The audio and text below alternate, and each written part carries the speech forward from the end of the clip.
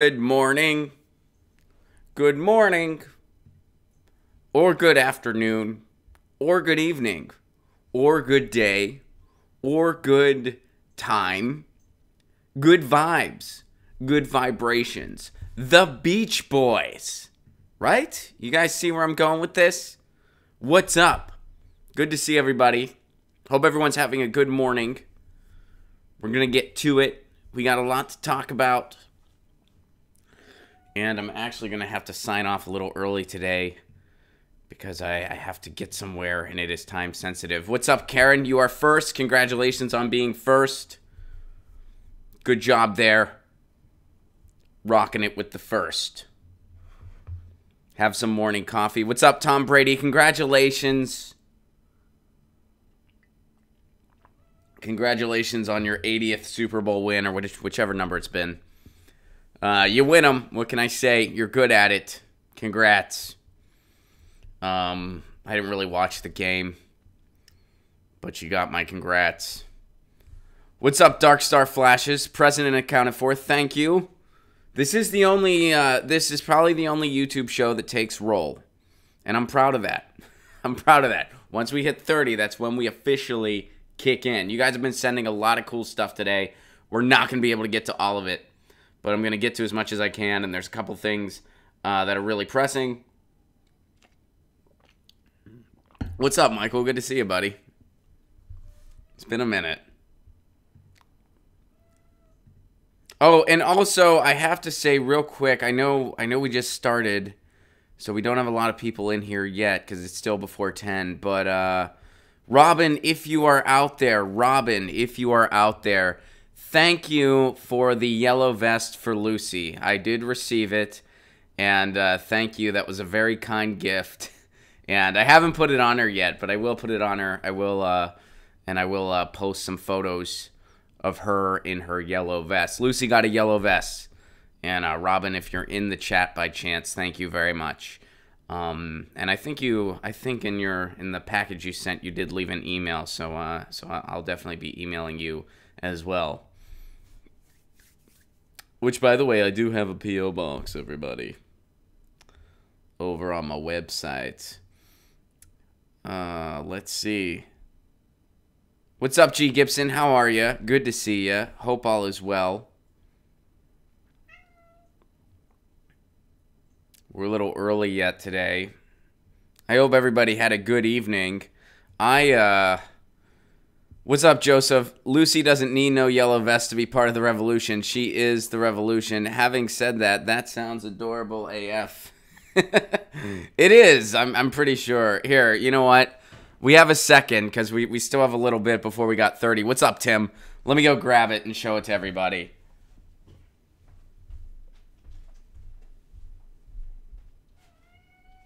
I know. We're talking about you and the presents you received. So here we go. This is Lucy's yellow vest. Somebody, Robin was the name of the lady who sent this in. And as you can see, it has her name. Her name is on it. So this came in the mail the other day. And yeah, I haven't put it on her yet. She's not huge on clothes. You know, because she's a cat. But I am gonna I am gonna have her try it on at some point. This channel is slowly gonna morph into a cat fashion show with a revolution theme. I'm down. What's up, Zero Divisor? Good to see ya. Hope everybody is having a wonderful, wonderful day. Or morning, or afternoon. I'm going to see a wedding venue in a little bit. Guys, I'll share that with you. That's why I'm going to be having to sign off a little bit early here. But as soon as we get to 30, we will get started, and hopefully we'll get to all the stuff I want to. What's up, Susan? So this might be the wedding venue that we go with. So that's exciting. So I'm a little nervous, not gonna lie. Excited, nervous, all the above. You know, and I drink water from a mason jar. And Joseph's going to class. That's exciting. Is it a cool class? Is it a fun one? Or is it a not fun one? My question today is going to be super fun, you guys. This is going to be a fun one. And you guys will sniff it out as soon as I say it. You guys will be like, oh, I see where he's going with this. I get it.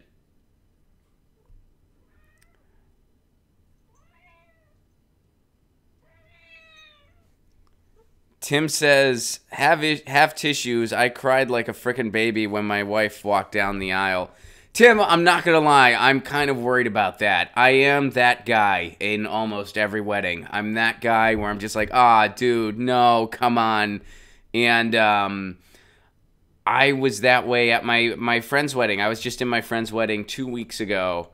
And I was welling up a little bit when his bride-to-be came in. You know, I've gotten close to both of them.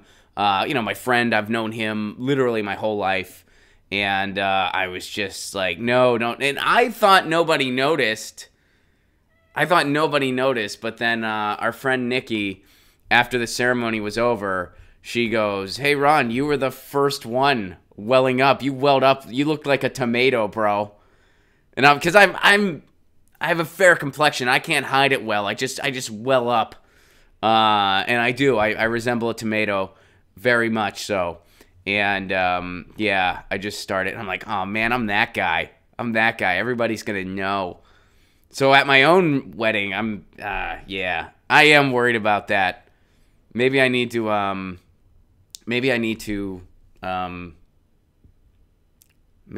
like, I guess I could get stoned. I don't think that'll help.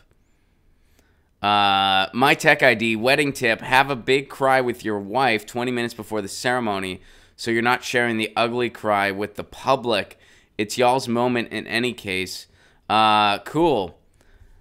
I guess that's some good advice. Am I getting married? Yes, I am. What's up, Frederick? And thank you, Jared. I appreciate that. It was very hard not to cry at my wedding, says Zero Divisor. We just went to the courthouse and eloped. Does Lucy get to take part in the wedding? Yes, she'll be bringing the rings down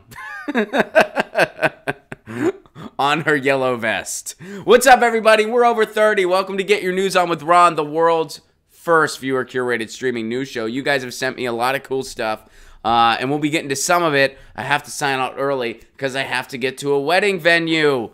Boom. So let's get to it. Here's my question for the day. You guys are already going to know where I'm going with this as soon as I ask it, but it's going to be fun anyway. How old were you when you got into pot? If you're into pot. If you're not into pot, that's fine too. Pick another vice. Pick booze or I don't know, spice or whatever. A certain food. But anyway, how old were you when you got into pot? And second part of the question, what type of music did you listen to when you were stoned? You guys are already kicking in here. Karen, you were 12. I was 13, I'm pretty sure. So Frederick, me and you were the same age, 13. G. Gibson, 11. Convo Couch, 2. Right on. Tim, 13. Chris, 17. Bob Dot, 1. Can anyone beat Bob Dot? Did anyone just, pop out of the womb going, I want to get high?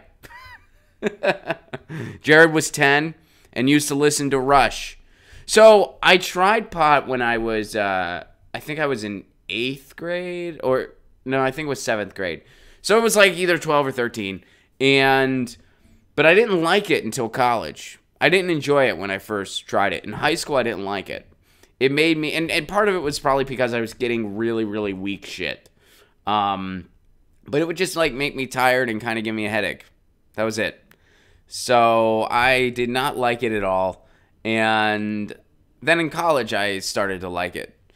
But what I used to listen to in middle school, it would have just been third wave ska, because that was all I listened to during that time period. I had a brief little flirtation with third wave ska music, and I listened to it nonstop. Later in college, whenever I would get stoned, I was really into listening to The Doors. Whenever I'd get stoned, I listened to The Doors a lot in college. But I also like to drink on The Doors. The Doors is total drinking music. So I would basically when I was intoxicated, I really turned to the Doors. I also turned to Alkaline Trio a lot in college. So really, my pot habit didn't change what I wanted to listen to. It was just kind of what I was listening to. And the Doors, Alkaline Trio, who else was a big... And these are all like really big drinking bands because I did drink more in college than anything else. But yeah, the Doors, Alkaline Trio, and who was another big one for me? I'm trying to think of like... Oh, Murder by Death. I was really into Murder by Death in college, which they're still around to my knowledge. But I was really into them, and part of the reason I was because they lived in my town. They lived in Bloomington, Indiana. Less Than Jake, yes. I listened to Less Than Jake. Remember using album covers to clean seeds, says Inside Agitators. I've never done that. You mean like album... I'm trying to picture that. Do you mean like actual vinyl, or do you mean like CDs, or... Like what, or either or? I'm trying to picture that in my head. Tim's first acid trip had Pink Floyd as the soundtrack, which we talked about. We talked about Roger Waters earlier this week. That was something we did. That was a fun time.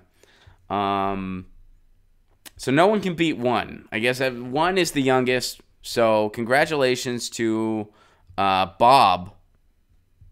Good job, Bob. At 1 year old. Herman asked me, do I like rap? Yes, I do. I like Afrika Bambaataa and Last Poets. And then some of the newer stuff I like. I'm really into a guy named Jasari X. I like Aesop Rock. I like Sage Francis. And I like a guy out of Seattle called Cypher. And then there's definitely more, but those are some of the first people that come to my head. Hi, Lucy. What's up? Lucy's here. The door is closed to the bedroom, so Lucy doesn't like that. She doesn't like closed doors. Sorry, Lucy. So she might be popping in. MF Doom, good shout out. That's a good shout out. Guys, here's why I bring this up. And Michael's first concert was Afro Man. That's awesome. My first concert was Traffic. I went to Traffic with my parents. Here's why I bring this up. You guys probably already know why I'm bringing this up. But here it goes. Kamala Harris got so high smoking weed in college, she thought she was listening to Snoop Dogg and Tupac. Senator Kamala Harris, who's running for the Democrat presidential nomination, is a latter-day convert to legalizing pot. That's right. In 2014, she wasn't for it. She laughed at the idea of legalizing pot. Her Republican opponent was to her left of her on it. But she really likes the drug war, really likes that for-profit prison industry, so she's not into it. But she's evolved. Why? Because public opinion made her. So she admitted to smoking weed in college. I did inhale, she said, laughing. That's a callback to Bill Clinton. Oh, boy. And that she listened to Snoop Dogg and Tupac Shakur while getting high. Here's the problem. Harris graduated from Howard in 1986 and law school in 1989. Snoop Dogg, then known as Snoop Doggy Dogg, didn't get started until 1992. Tupac's career didn't take off until the early 90s. So, and as the article points out, so either Paris was baked enough to time travel, or she hit the bong after being in school. Here's a third theory, or she just made that shit up to try to appeal to people. I'm thinking my theory's the most likely, if we're being honest here. But I did tweet out, I don't know why everyone's giving Kamala Harris a hard time. When I was in college in the early 2000s, I used to love to listen to Post Malone and 5 Seconds of Summer. And yes, I had to use Google to make sure I was getting both of those artist names correct. Kamala Harris, trying to sway public opinion, or trying to win over public opinion, trying to evolve with public opinion. Maybe she smoked pot, maybe she didn't, I don't know. But yeah, either she smoked pot after college and didn't want to say that, or she's just kind of making the whole shit up, the whole thing up. Or she just smoked pot in college and was like, well, I can say that and sound cool. And she didn't know what was on the stereo, nor did she pay attention to it. So she just pulled out names that she thought people would think, oh, that's cool. She's relatable. Just like Bill Clinton, who didn't inhale, was relatable with that saxophone. Just like Hillary Clinton was relatable, never. Just like... So there goes Kamala Harris with her... And you know what? I think it was... who pointed it out on Twitter? Somebody pointed it out on Twitter, and I want to give credit where credit is due.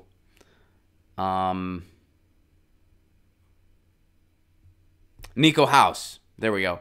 Nico House pointed it out on Twitter where he was just like, so she kind of has a BS story about pot, and she finally gets some negative press.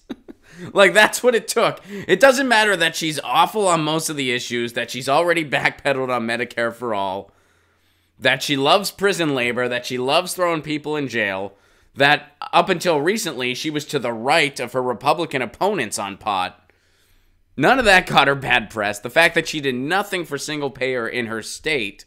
Meanwhile, on a national scale, when the cameras are on, she would say she was for Medicare for all. None of that. But she has a bullshit story about pot, and people are finally like, maybe she's not a great candidate.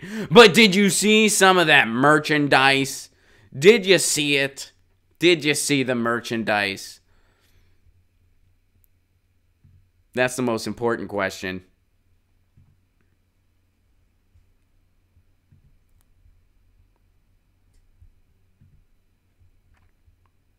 And speaking of California politics, Governor Newsom pulls National Guard troops from the southern border. Governor Gavin Newsom made it clear that he doesn't buy into President Trump's border wall. Newsom called Trump's crisis at the border political theater and says California needs to use its National Guard troops to fight wildfires and the ever-growing number of illegal cannabis operations. I like this one. This one, not so much. The whole thing is the theater of the absurd, and California has had enough, said Governor Newsom during a press conference Monday. He took a stand on where he sits on the border wall, saying it's not needed. Here's a fun stat. We have 550,000 fewer people in this state without documentation than we did a decade ago. That's why he ordered 2/3 of the approximately 360 California National Guardsmen at the U.S.-Mexican border to redeploy to two fronts, fighting wildfires and expanding the state's counter-drug task force. So, overall, this is a good thing. Gavin Newsom, I'm no fan of his, but this is a good thing. He's finally seeing through the, the faux outrage over border security, which it is. It is just overhyped, nonsensical outrage that Trump is just using to try to rile up his base. So it's good that someone in California with the type of power the governorship is doing something about that. Governor Newsom, however, man, it's always one step forward, one step back with that guy, because around this same time, i.e. this week, he did this. Gavin Newsom's office clarifies high-speed rail comments. So just as soon as this happened, and it was like, oh, cool, Governor Newsom did something not terrible. That's cool. He also said, hey, that high-speed rail we were going to do between Los Angeles and San Francisco, never mind. Not happening. Not going to happen. But now he's clarifying. So let's see what this is all about. So Newsom clarifies the high-speed rail comments. Governor Newsom's office is clarifying statements made at Tuesday's State of the State address on California's high-speed rail project. The governor's office confirms he is fully committed to building a high-speed rail line between San Francisco and Los Angeles. The clarification came after his comments Tuesday that there isn't a path right now for the project. What does that mean, there isn't a path? There's a lot of land between San Francisco and Los Angeles. Pretty sure there's a path, Gavin. All right, but let's get back to this. So he said that, it's not going to happen. We can't afford it. There's not a path. He said that. Now he's backpedaling. Well, how is he backpedaling? Let's look at this article. So during his speech, Governor Newsom said he's refocusing on finishing a segment of rail in the Central Valley that's already under construction. Newsom said he'll complete the environmental reviews for the full line. That's a stipulation of federal dollars the state has already received. Newsom said the project would cost too much and take too long, but his spokesman, Nathan Click, said he's not walking away from it. Wow! Talk about doublespeak.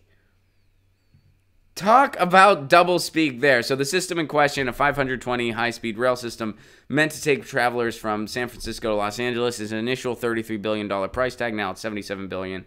So it's pushed back to 2033. The idea is to keep the project going and to have the Central Valley connection from Bakersfield to Merced. And that'll be the spine which the rest of the system can grow. Talk about, we can't afford it. There's no clear path for it, but we're fully committed to it. Talk about, wow, total doublespeak. Well, you can't, hey, if you're against it, he's saying we can't afford it and it's not feasible. If you're for it, he's saying he's fully committed to it. Where does the truth lie? Time will tell. I'm for it and against it. Vote for me. It's just not feasible. How are we going to afford it? How are we going to afford it? We worry about the price tag when it helps people. Remember. When it comes to bombs, price tag, not a problem. When it comes to endless war, not worried about the price tag. When it helps people, how much is that going to cost? We're worried. So Gavin Newsom, good job on the border. That is a good thing. That's good that you're not falling for the political theater. But of course you had some political theater on your own saying that, well, we can't build this rail. The rail that a bunch of people want. The rail that would really help transportation in this area. And an extensive rail would do so much for this country. And everyone, well, we can't. But no, we can. We had it at one point. We can have it again. It's just hard to imagine because we're not taking it seriously. But a real extensive full-speed rail would change logistical issues in this country. It'd be good for the environment. And, yeah. So, I guess you can say one step forward, a couple steps back for Governor Newsom.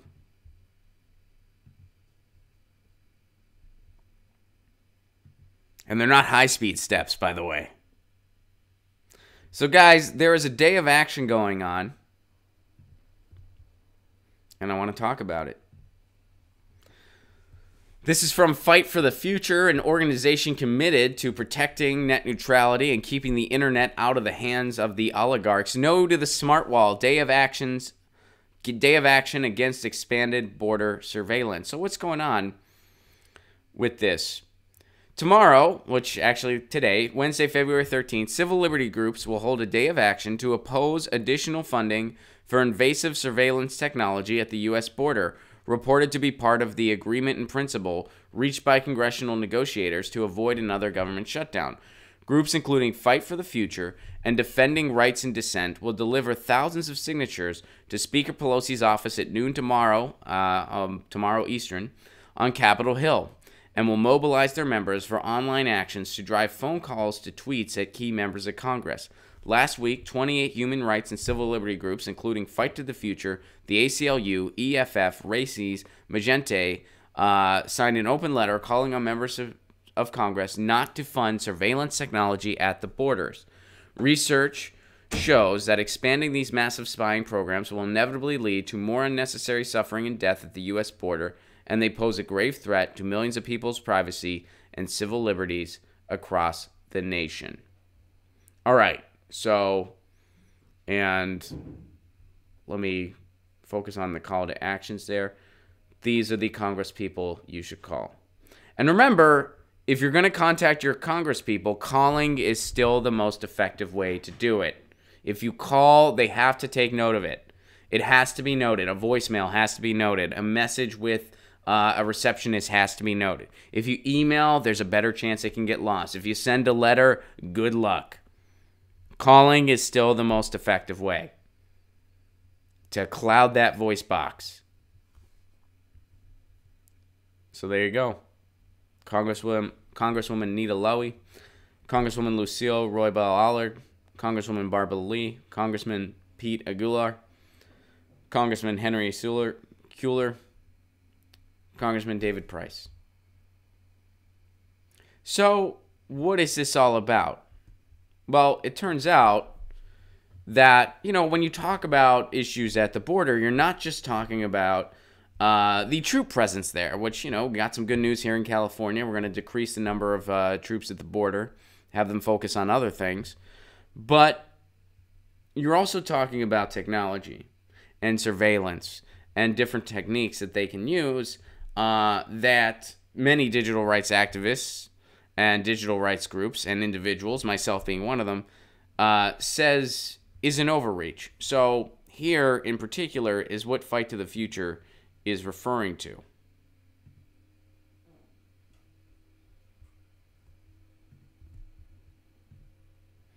"28 tech and human rights organizations call on Congress not to fund invasive surveillance technology at the U.S. border."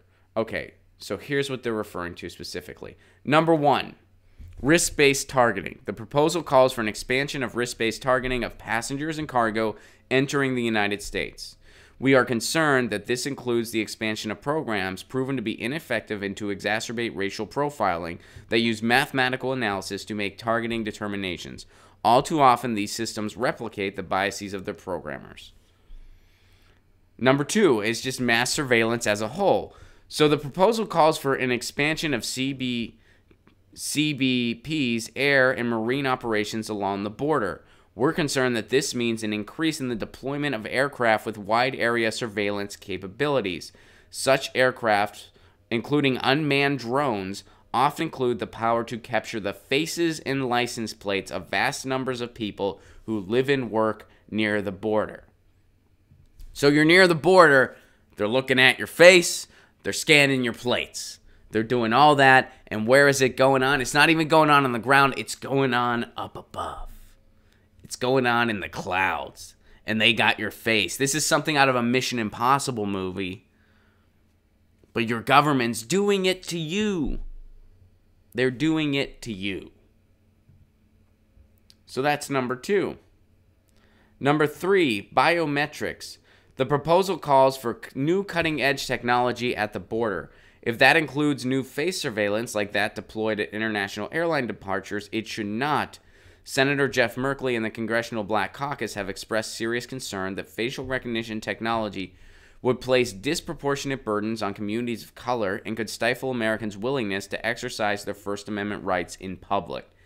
In addition, use of biometrics, including iris scans and voice recognitions, also raise significant privacy concerns. We thus oppose new spending to enhance the use of biometrics by DHS. So here's what the proposal calls for: new cutting-edge technology. What could new cutting-edge technology mean? Anything. That can mean anything. I mean, that could mean facial recognition. That could mean planes from up above scanning your license plate, scanning your face. That could mean enhanced interrogation techniques with whatever tools are available. Advanced technology, that could mean anything. New cutting-edge technology. That could mean anything. We're going to use new cutting-edge technology. That could mean an advanced weapon. That could mean a faster gun. You can tell I don't use guns based on the way I talk about them. It could be a faster one. That's what I think a gun store's like. You walk in and they say, "Hi, sir, would you like a fast gun or a slow gun?" And I say, "I would like the fastest one possible." But you see what I mean. All right, number 4, license plate readers. We are also concerned that new cutting-edge technology will include automatic license plate readers. These camera systems build a detailed database of where people are located over time. Border Patrol has deployed ALPR systems not just at the border, but at interior checkpoints as far as 100 miles from the border, a zone within which 2/3 of Americans live. And we did a story a while back about one of the things they're doing is they would they would inspect just at random and at will, Greyhound buses that were far away from the border. They were 100 miles away from the border. But Border Patrol would just randomly inspect the Greyhound buses, looking for any undocumented people. So they would just get on a bus. You could just be on a bus, minding your own business, going wherever. They just go on there. They inspect you.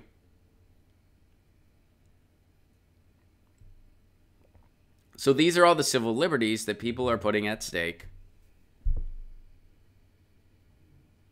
in the name of a non-existent problem. We have a net zero immigration.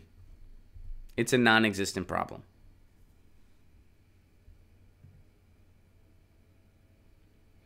All right, so here's the fifth thing. Let me get back to the article here. Biometric and DNA data. We oppose biometric screening at the border and the collection of immigrants' DNA, and fear this may be another form of new cutting-edge technology under consideration. We are concerned about the threat that any collective biometric data will be stolen or misused, as well as the potential for such programs to be expanded far beyond their original scope. This list is not exhaustive, and it may expand as the public learns more about the kinds of surveillance technologies that Congress may fund at the border. Indeed, we also express additional concern with proposals that involve persistent and expansive video and imagery surveillance, sensors, and other technologies that are likely to collect large amounts of personal and individual information from travelers and border residents. Finally, we call on Congress to conduct robust oversight of government surveillance technologies already deployed at the border. While that oversight is ongoing, we should not expand these technologies with new funding. We urge Congress to ensure that even deployments of technology with existing funding be made contingent upon independent certification that the technology has efficacy and does not adversely impact privacy and civil liberties. We know that the border is often a testing ground for surveillance technology that is later deployed throughout the United States. Ubiquitous surveillance technology poses a serious threat to human rights and constitutional liberties. We call on Congress not to expand these invasive programs with new funding. And we know what happens in the past. We know what has happened in the past when you have these pieces of legislation that have these vague clauses saying what they can do. It is often abused to the utmost degree. And it's written that way on purpose. It's written vaguely on purpose so that what someone can get away with, what the powers that be can get away with, is virtually limitless. This is another situation of that going on. And it's got bipartisan support, because here's the principal deal that's being referenced here as a whole. Negotiators reached deal in principle to avert shutdown. Congressional negotiators announced an agreement in principle, this was Monday night, on a broad spending bill they hope will satisfy President Donald Trump's demand for additional border barriers and avert another government shutdown at the end of the week. The compromise represents, So the tentative deal includes $1.375 billion for physical barriers, a type of fencing that resembles steel slates that Trump has specifically called for, according to a congressional aide briefed on the talks. It includes a total of 55 miles, which is just 9 miles shy of Trump's last budget request. In exchange, Democrats agreed to drop their demand to restrict the number of people who can be detained by ICE. So they're getting money for the border wall. ICE's powers are expanded. And there's all these surveillance issues that Fight for the Future brings up. Who compromised here? This is bipartisanship at work. This is when Democrats and Republicans can work together when it comes to demonizing immigrants and taking more civil liberties away from people and spying on you. This is when we have bipartisan support. This is where you can see, and even this article itself celebrates what a quick turnaround time. They were able to negotiate so quickly. They were able to negotiate on what evil shit they wanted to include this time.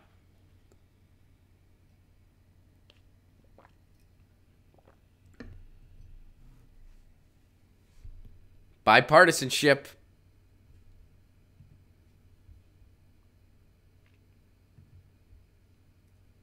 So, this is something interesting that was brought up in the chat yesterday, but we didn't get to it. So we're getting to it today. And we're going to go over to Seattle, city I used to call home some years ago. Washington voters said yes to a tough new gun law, but at least 13 county sheriffs say no to enforcing it. In November, Washington voters spoke overwhelmingly, passing with nearly 60% of the vote with a sweeping array of new gun regulations. But it turns out voters might not have the last word.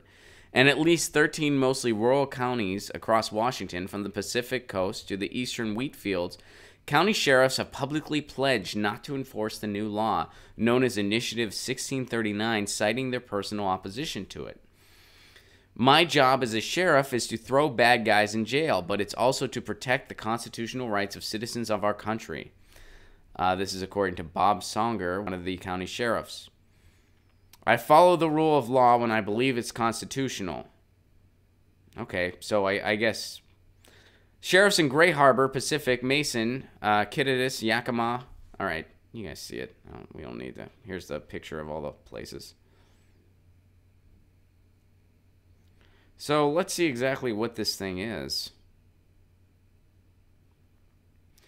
All right, so what this measure does, it makes it illegal for anyone under 21 to buy a semi-automatic rifle, the same as it is for handguns. It requires a 10-day waiting period and more thorough background checks for anyone buying those rifles. And if a teenager or someone who can't legally own a gun uses one in a crime, the gun owner could be held responsible if the gun was stored carelessly. Okay, and sheriffs just decided they're not going to enforce this.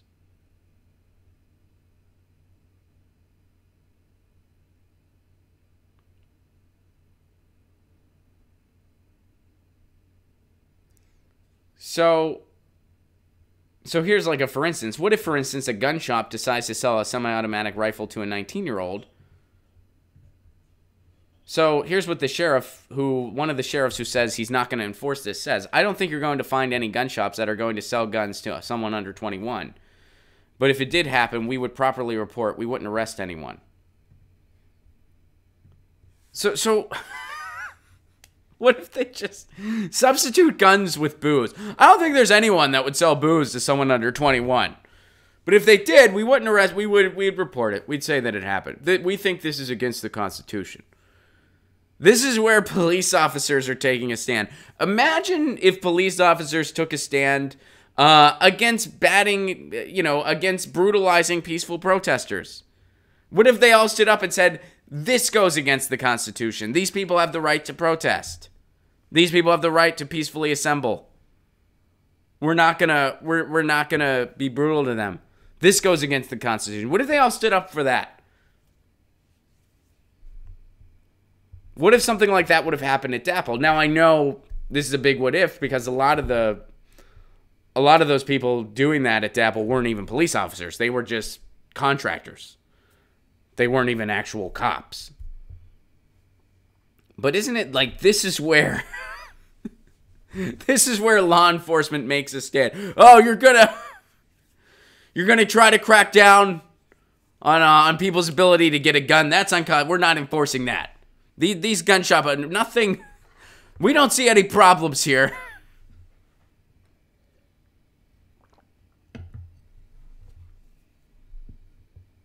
This is when they really decide to take a stand, to take a subversive stand, and to say we're not going to follow this law.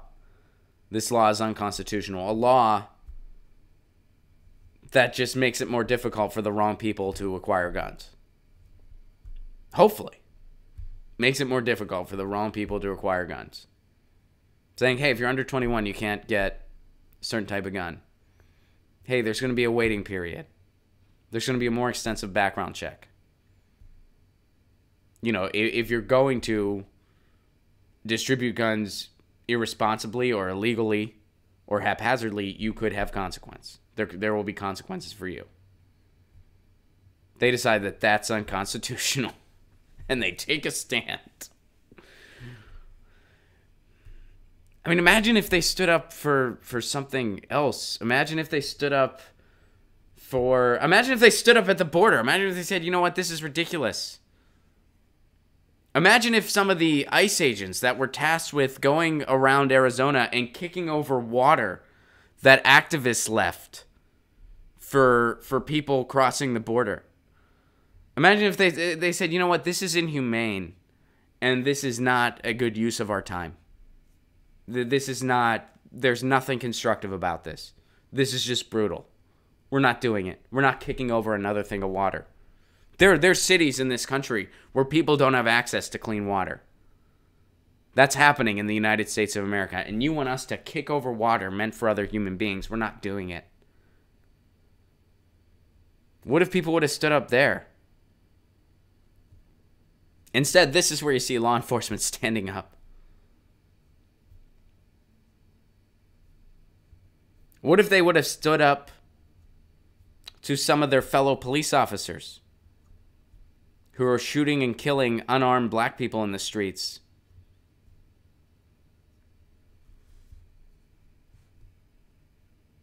This is where they stand up.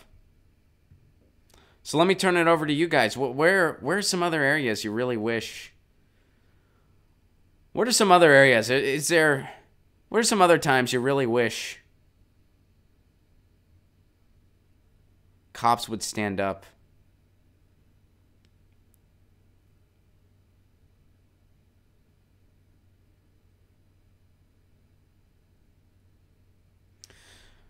Black Uni Griffin says this is just gun worshipping idolatry.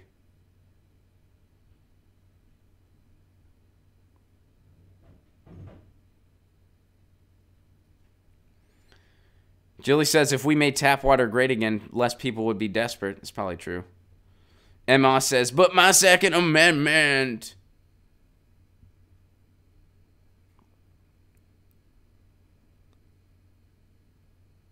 Andrew has an uncle in the Border Patrol. Andrew says that uncle is a tool. Dana, you're in Bangkok. Hello. Good to see you. Thanks for being here.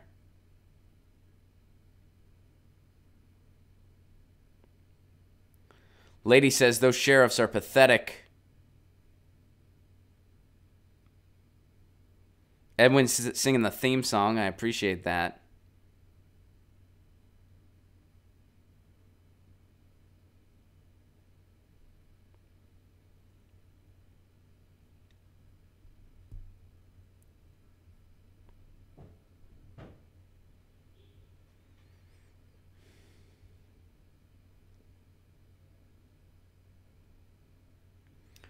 Emma says police need training to deal with trauma and mental health issues. Instead, they just use force.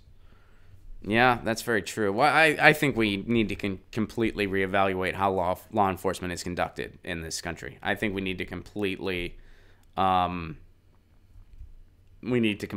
gut that and just redo it. It's just a systemic failure. That's what it is. You're missing the point. Washington is a state full of hunters, and the majority of Washington is a rural area. Everybody's kids hunt elk in the hills. So why do they need certain types of semi-automatic rifles to do that? I'm from Pennsylvania. I have a ton of family members that hunt. They don't have those types of weapons. Why would they need to buy that particular weapon to do that? Why would they need to buy that particular weapon to hunt? And if they need that particular weapon, why can't they wait until they're 21?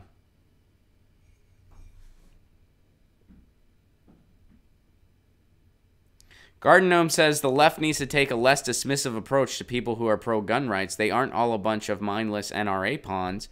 That is true. There's actually left-wing gun rights advocates out there who looks down on, or who calls out the NRA and calls out their corruption. And I'd imagine a lot of those people would not be on the side of these sheriffs.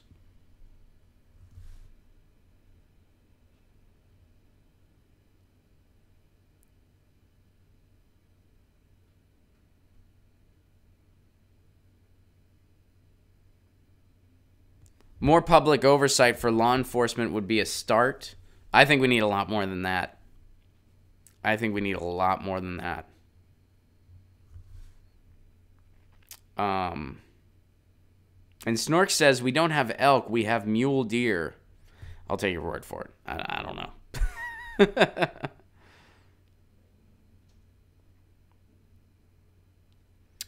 Chip says, my whole family hunts. We never needed semi-automatic rifles to hunt. And Moss says, I'm pro-gun and anti-NRA.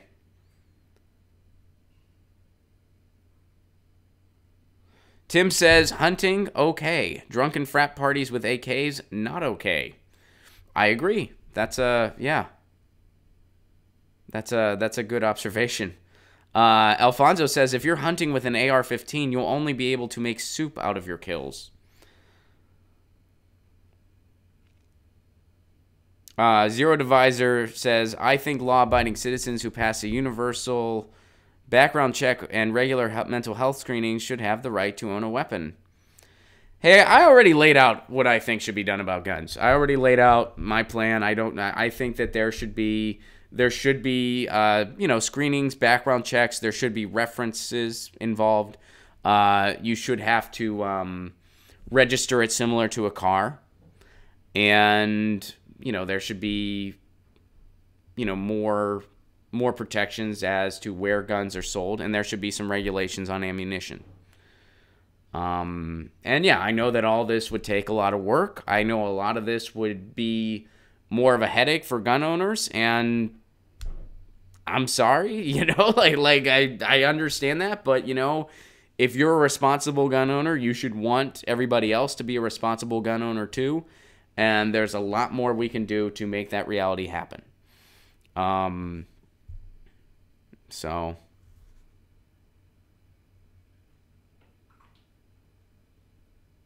and Emma says gun owners should have to have insurance. And Human says local laws for local citizens.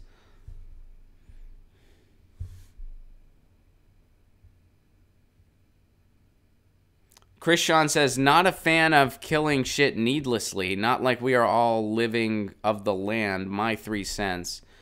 I'm with you. I think you should only kill. If you're hunting, you should be eating what you hunt. I think if you're just killing something for fun, I am against that as well. I think there's no reason to do that. Why do you have to kill something for fun? So when I say hunting, I am referring to you're hunting for food. I think if you want to do that, that's your choice.